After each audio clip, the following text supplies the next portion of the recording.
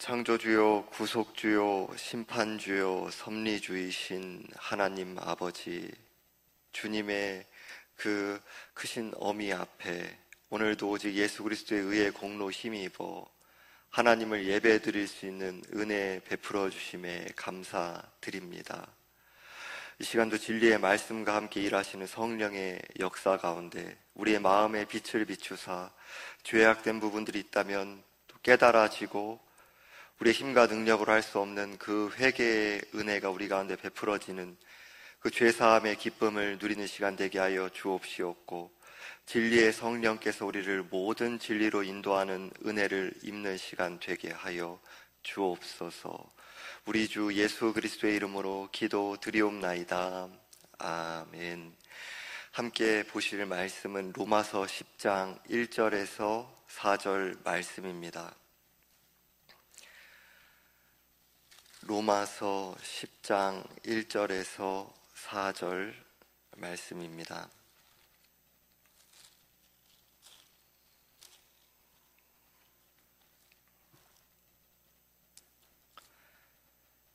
합독하시겠습니다. 형제들아, 내 마음에 원하는 바와 하나님께 구하는 바는 이스라엘을 위함이니 곧 그들로 구원을 받게 함이라. 내가 증언하노니 그들이 하나님께 열심히 있으나 올바른 지식을 따른 것이 아니니라. 하나님의 의의를 모르고 자기 의의를 세우려고 힘써 하나님의 의의에 복종하지 아니하였느니라. 그리스도는 모든 믿는 자에게 의를 이루기 위하여 율법의 마침이 되시니라. 아멘. 오늘 본문 1절에서 형제들아, 내 마음에 원하는 바와 하나님께 구하는 바는 이스라엘을 위함이니 곧 그들로 구원을 받게 함이라 라고 말씀합니다. 바울은 로마 교인들에게 내 마음에 원하는 바가 동족인 이스라엘 사람들이 구원을 받는 것이라고 고백하고 있습니다. 바울의 마음에 이스라엘 백성이 구원을 받기를 원하는 것은 바울 자신의 인간적인 바램 이전에 성령께서 바울에게 이스라엘 백성이 구원을 받기를 사모하고 동족의 구원을 위해 간구하고자 하는 마음을 주셨기 때문입니다.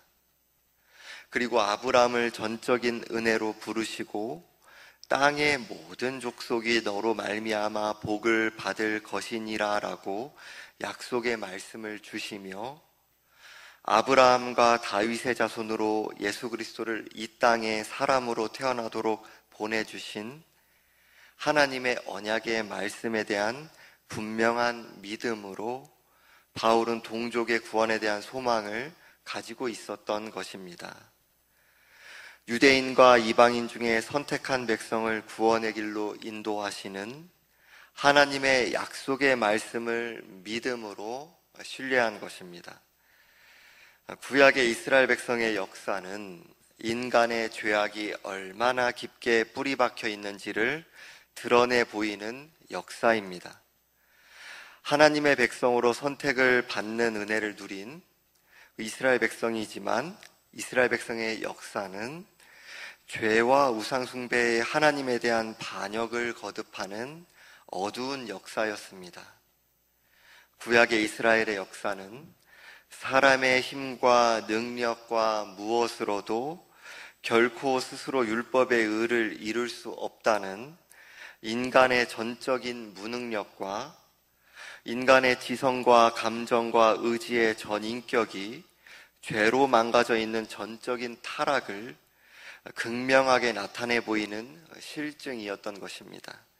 2절과 3절에서 내가 증언하노니 그들이 하나님께 열심히 있으나 올바른 지식을 따른 것이 아니니라.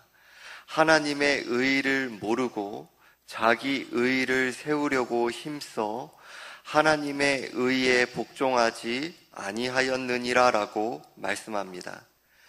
예수님과 바울 당대의 바리새인과 서기관들과 많은 유대인들이 구원을 받지 못하고 멸망의 길로 고집스럽게 나아간 모습을 가리켜 보이고 있습니다. 자기의 힘으로 율법을 지켜서 의를 이루려 했던 자기 의의 죄를 가리키고 있습니다. 하나님께 열심을 갖고 율법의 말씀을 사랑하고 기뻐하며 율법의 말씀에 대해 열심을 갖는 것은 귀한 것입니다. 그런데 율법의 의의는 스스로 이룰 수 있는 것이 결코 아닙니다. 마음으로부터 행위에 이르기까지 완벽한 순종을 요구하는 율법의 말씀은 단 한 절의 말씀도 인간 스스로의 근거에서는 거룩한 율법의 절대적인 기준에 이를 수 없습니다. 단지 율법의 기준에 이르를 수 없다는 것에만 그치는 것이 아니라 야고보서 2장 10절에 누구든지 온 율법을 지키다가 그 하나를 범하면 모두 범한 자가 되나니라는 말씀과 같이 단 한 절의 율법을 어기더라도 율법을 모두 범한 자가 되는 것이며 율법을 어긴 죄악은 하나님의 진노와 저주 아래에 놓이게 되는 결과를 가져옵니다. 이 땅의 삶이 끝난 이후에 영원토록 지옥에서 고통을 당하게 되는 것입니다. 이러한 율법의 의의를 스스로 이룰 수 있는 사람이 누가 있겠습니까? 우린 율법의 절대적인 기준이 성령의 빛 비추심 아래 나에게 깨달아지게 될 때 나 자신에 대해 절망하며 나 자신에 대한 모든 구원의 가능성을 포기하고 유일한 구원자를 바라보게 되는 것입니다. 이런 구원자를 바라보게 되는 것은 전적인 은혜의 역사이죠. 4절에서 그리스도는 모든 믿는 자에게 의를 이루기 위하여 율법의 마침이 되시니라 라고 말씀합니다. 예수 그리스도께서 율법의 마침이 되셨다는 표현에서 마침이라는 단어는 목표 또는 완성을 의미합니다. 예수 그리스도께서는 죄로 타락한 모든 사람들이 스스로 이룰 수 없는 율법의 의의를 모두 이루셨습니다.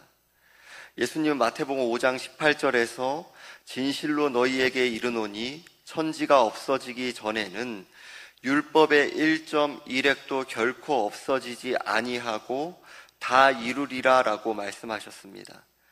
예수님이 이 땅을 살아가시며 전혀 죄를 짓지 않으셨고 모든 율법의 말씀에 순종하셨습니다. 죄인들을 구원하고자 하시는 하나님 아버지의 뜻에 자원하여 기쁨으로 순종하셔서 하나님의 아들께서 성령으로 잉태되시며 동정녀 마리아에게 사람으로 태어나시고 십자가에 죽기까지 자기의 목숨을 내어주셨습니다. 죄인들이 율법을 어긴 죄에 대해 하나님께 받아야 하는 모든 진노와 저주를 다 받으시고 하나님께 버림받으시며 하나님과의 단절에 끔찍한 고통의 형벌을 받으시고 죄인들의 죄를 대신 짊어지시며 십자가에 못 박혀 예수 그리스도께서 죽으신 것입니다. 그리고 예수 그리스도께서는 죄와 죽음과 사탄을 이기시고 3일 만에 부활하셨습니다. 예수 그리스도를 나의 유일한 구원자이시며 나의 주인이신 주님으로 믿음으로만 사람은 구원을 받고 죄 용서함을 받게 되며 거듭난 새 생명을 누리게 되는 것입니다. 예수 그리스도를 믿는 믿음도 전적인 성령의 은혜의 선물이기에 우리에게는 어떠한 공로나 자랑도 있을 수 없는 것입니다. 예수 그리스도를 믿는 자는 의롭게 여김을 받게 되었습니다. 하나님께 의롭게 여김받게 되어 전혀 죄가 없는 자로 완전히 의롭고 거룩한 자로 바라봐 주시며 하나님께 완전히 받아들여지게 된 것입니다. 그런데 오늘날의 신자들과 교회들의 현실을 보면 그리고 무엇보다 먼저 추악한 저의 생각과 말과 행동의 죄악들을 조금이나마 율법의 말씀을 기준으로 성령의 은혜 안에서 보게 될 때에 우리가 나의 어떠한 모습들에 대해서 전인격적인 죄악에 대해서 결코 다 알고 있다라고 할 수 있는 분이 계시겠습니까? 그것도 극히 일부다라고 할 수밖에 없지 않겠습니까? 우리에게는 자신에게 근거한 의로움을 자랑하고 내세우는 자기 의의 마음과 모습이 너무나도 많다고 여겨집니다.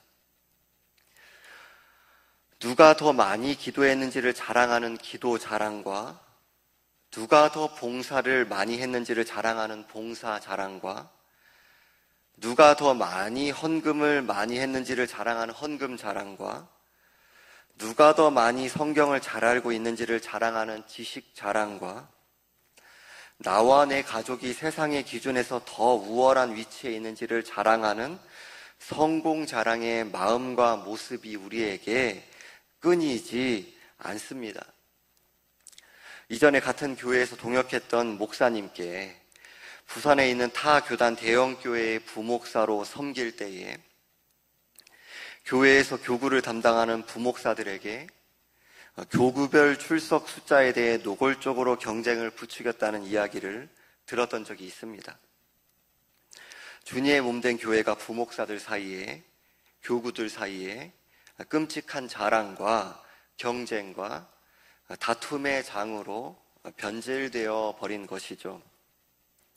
지금 이러한 예를 들어서 말씀드리는 이유는 단지 어떤 타교단의 교회다, 그리고 어떤 이제 부목사들 사이의 일이다, 단지 여기에서 그치는 것이 아니라 당연한 말씀이지만 아주 극단적인 예, 물론 사실에 근거한 것이지만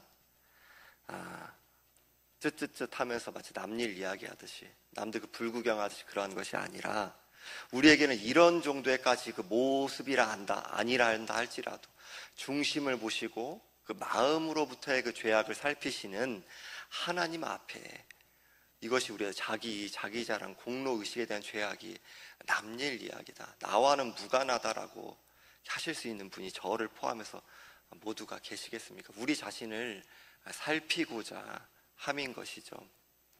우리 섬기는 어떤 기관, 어떤 그 섬기는 어떤 우리 속해 있는 어떤 그런 뭐랄까요?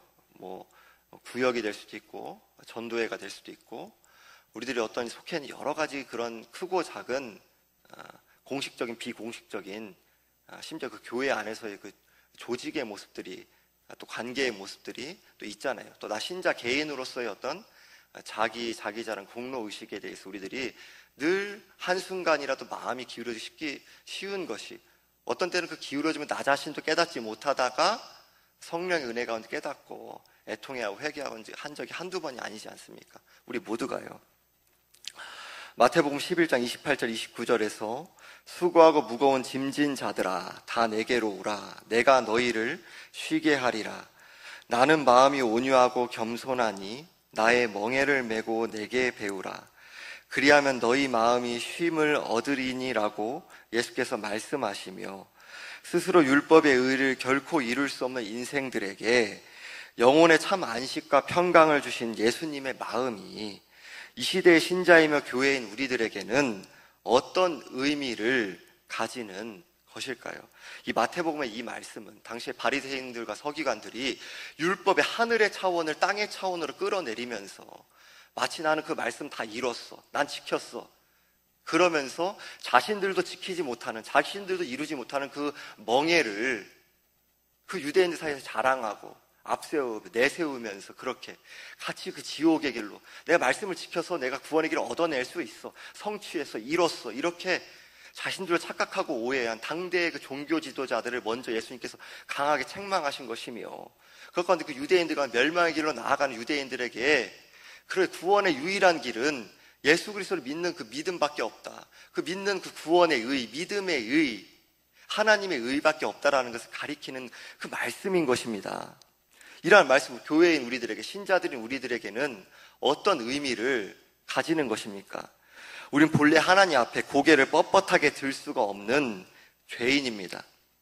우린 본래 하나님 앞에 철저하게 무능하게 실패한 자들입니다. 자존심이라는 것을 본래 내세울 수가 없는 존재들입니다. 그런데 저를 비롯한 우리는 전적인 은혜로 구원을 받은 신자가 된 이후에도 여전히 내가 못난 자이며 실패자이며 아무것도 아닌 자라는 것을 받아들이는 것을 싫어할 때가 많은 것 같습니다. 구원받은 순간에는 우리들이 나 처참하게 실패한 빈손 두고 거지입니다, 오직 구원의 의에만 나를 맡깁니다라는 그 믿음을 성령의 은혜로 참여했다가도 내가 왜 실패자야? 내가 왜 실패자야? 이렇게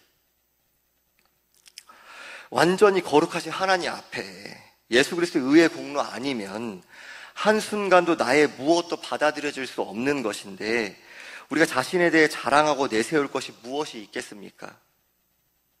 순종이나 섬김에 어떠한 모양과 모습이 있다고 하더라도 전적인 하나님의 은혜인데 우리는 내가 한 것이 있다고 이렇게 여기고 내세울 때가 많지 않습니까? 하나님 앞에서는 그렇다고 하더라도 다른 사람보다는 내세울 것이 있다고 여기지 않습니까? 우리들이 어떤 승리자라고 우리와 같은 하나님 앞에 죄가 한순간도 묻어있지 않은 우리들이 감히 그래도 하나님 앞에 승리자라는 그런 위치에 서게 된 것은 예수 그리스도의 승리에 참여하게 된 거 아닙니까? 죄와 죽음과 사탄을 이기고 승리하신 그 예수님과 연합하게 되었기 때문에 우리와 같이 한순간도 실패하지 않은 때가 없는 우리들이 승리자다라고 예수님이 그렇게 바라봐주시고 여겨주시고 우리가 감히 그렇게 담대하게 승리자입니다라고 고백할 수 있는 거 아닙니까? 또 실제로 죄를 이겼습니다라고 고백할 수 있는 거 아닙니까? 그럼에도 우리들이 이 구원받은 이후에도 우리는 본래 아무것도 아닌 자다. 우리의 본래의 위치는 실패자다. 무능력한 자다.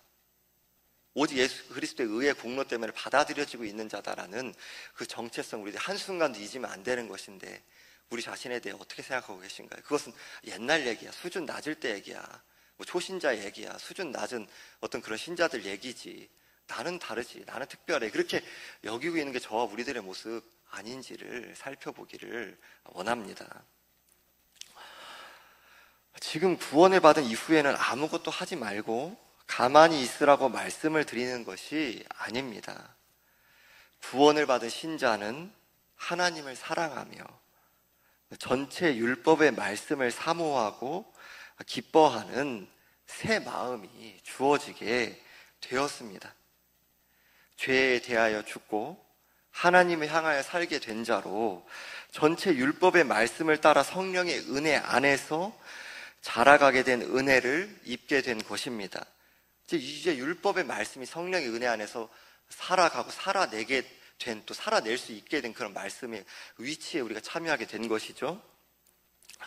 거룩의 표준 대신 예수님의 성품과 삶의 모습들을 따라 빚어지게 된 기쁨을 누리게 된 것입니다. 그러나 우리는 성령의 전적인 은혜 안에서 거룩하게 빚어져 가게 된 구원의 과정을 맛보아 가면서도 나 자신에 대해서 어떠한 자존심이나 공로 의식을 내세울 수가 없는 존재가 된 것입니다.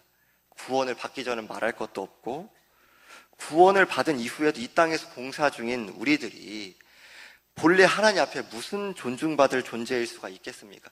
근데 우리 자신의 모습에서 대표적으로 우리들이 너무나도 우리가 쉽게 나보다 어떤 신자들의 부족해 보이는 모습, 못난 모습, 그런 실패한 모습 봤었을 때 채피 어쩌면 노골적으로 이렇게 들어라 이렇게 하는 식으로 채피 비웃기도 하고요. 비웃는 표정을 짓기도 하고요. 세상에서 사회관계에서도 그런 부분들은 서로 가운데 조심하지 않습니까? 그런데 신자들 사이에서 어떻게 보면 그러한다?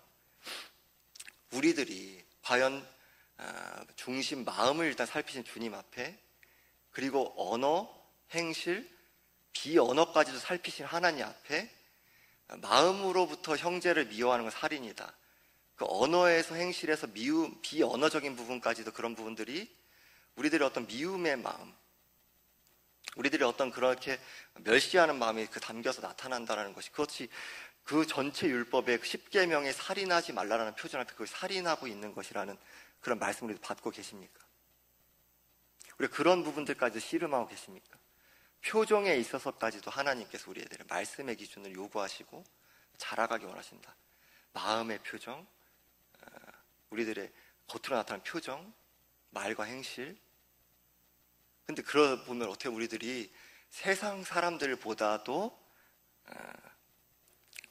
더 낮은 어떤 그 기준 앞에 우리들이 그렇게 우리 자신을 실패할 때가 있다 한다 하더라도 성령의 은혜 안에 전체 율법의 말씀을 따라서 회개하고 또 자라가고 씨름에 나가게 된 우리인데 구원을 받은 우리들이 그렇게 그러한 모습들에 대해서 어떻게 보면 아무렇지 않게 마치 죄도 아닌 것처럼 너무나도 어떤 자기에 대한 그 반성의식도 없이 그런 모습들을 또 나 자신의, 우리 자신이 보게 되잖아요.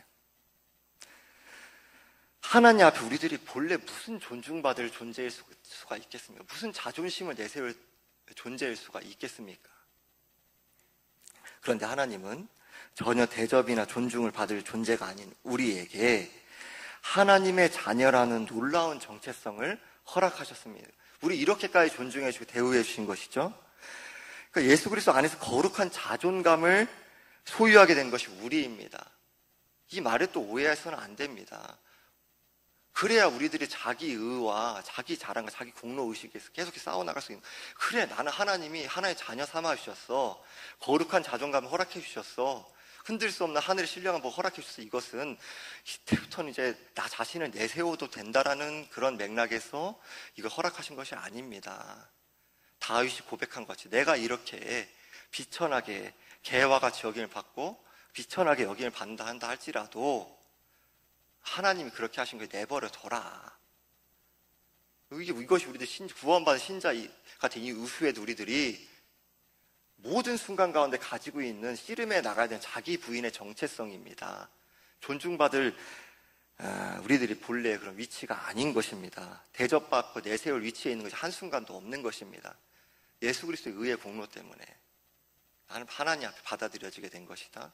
하나님의 자녀로서 받아들여지게 된 것이다. 화평을 누려가게 된 자이다. 우리들이 그러할 때 진정 성경에서 말씀하는 참 자유를 누려가게 된 것이 아닙니까? 사람의 인정 때문에, 어떤 대접 때문에, 그 무엇 때문에, 그것이 아니라 그것으로부터 자유에서 진리를 따르는, 세상을 거스르는 삶을 연습하고 살아낼 수 있게 된 것이잖아요.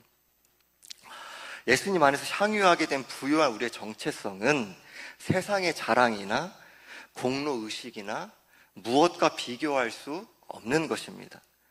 우리는 완전히 충분하신 예수님과 한 몸이 된 자로 세상에 무엇도 더하거나 빼거나 빼앗을 수 없는 신자이며 성도라는 거룩한 정체성을 누리게 된 것입니다.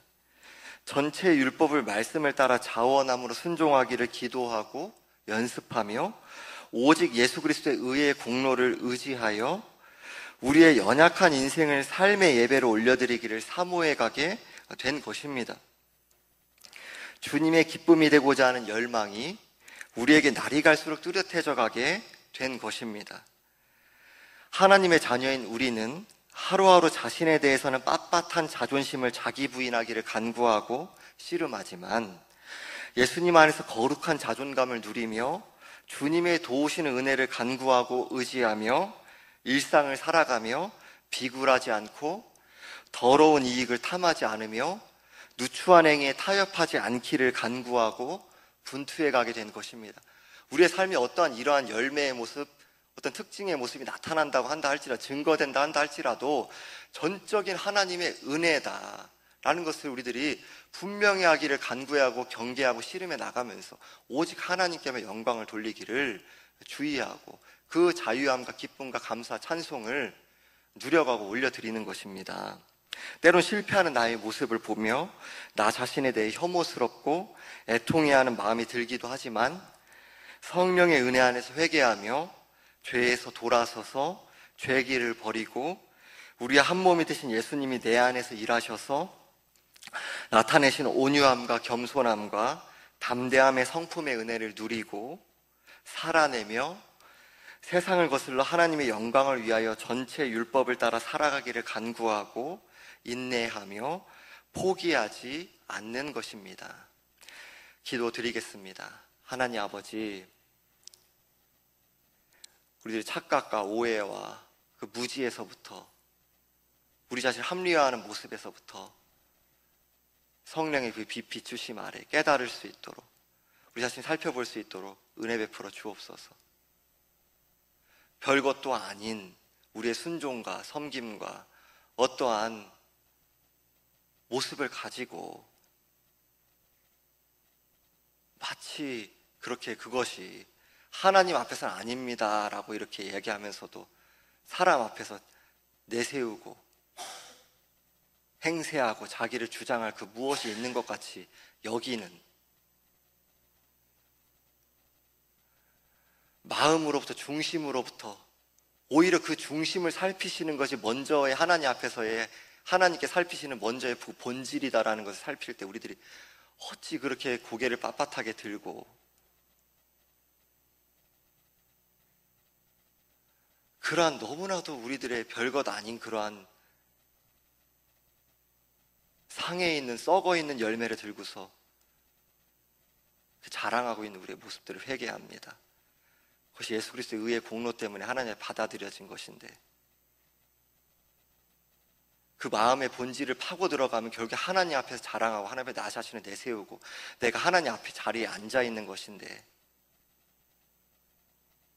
그런 참혹한 나 자신에 대한 혐오함과 회개함과 애통함의 그 회개함의 은혜가 우리 가운데 끊이지 않게 하여 주시고 그 은혜 가운데서 오직 우리 가운데 어떠한 순종과 어떤 삶의 모습들이 나타난다 할지라도 하나님 앞에 영광 돌리고 감사하고 찬양하고 또 기뻐하며 전체 율법의 말씀을 따라 살아가고 살아내기를 합리화하지 않고 또 기도하고 씨름하며 자기를 부인하며 나는 죽고 예수로 사는 삶의 실체를 중심으로부터 말과 언어와 비언어와 행실에 이르기까지 살아가고 살아내고 나타내는 그 간구함과 하나님과 인격적인 사귐의 그 역동 가운데 누려가는 그 기뻐하고 감사하고 찬양과 영광을 올려드리는 우리의 오늘 하루의 연습과 삶이 될 수 있도록 은혜 베풀어 주옵소서. 우리 주 예수 그리스도의 이름으로 기도드립니다. 아멘.